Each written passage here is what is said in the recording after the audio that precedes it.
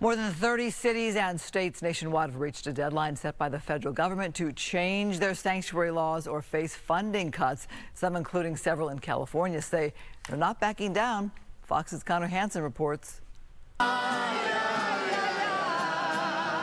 With a mariachi band playing in front of her, Boston Mayor Michelle Wu said her city won't be swayed by the federal government's efforts to change its sanctuary policies. Stop attacking our cities to hide your administration's failures.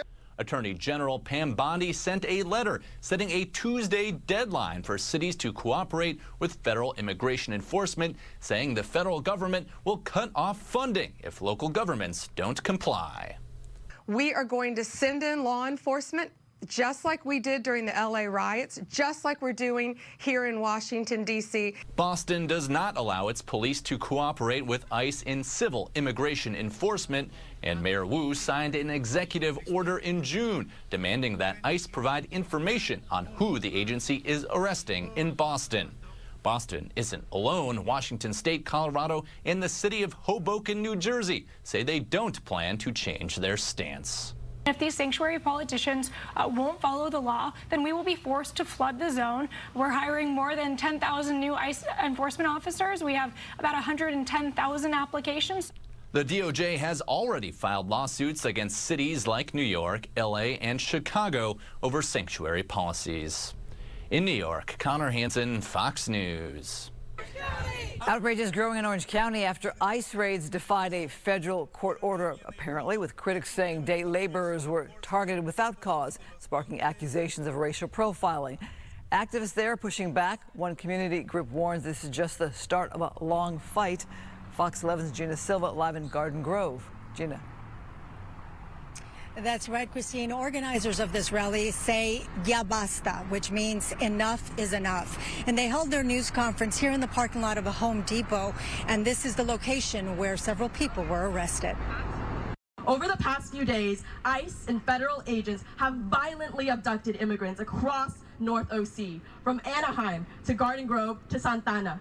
These raids have targeted Home Depots like this one and car washes, where DHS has deployed extreme violence, including tasers and rubber bullets, to kidnap migrant workers. ICE out! Orange County! The Orange County. Despite a federal restraining order, cell phone videos continue to surface showing ICE and Border Patrol agents arresting people in the parking lots of Home Depot and car washes across Southern California. Over the weekend, several day laborers were arrested in Anaheim and Garden Grove. That's why the Orange County Community Self-Defense Coalition and other immigrants' rights groups are gathered here in front of the Home Depot on Garden Grove Boulevard.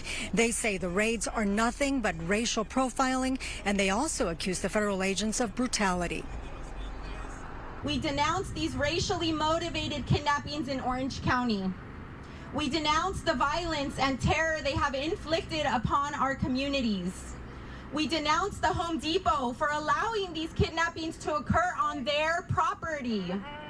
And we call upon everyone listening to this to boycott the Home Depot.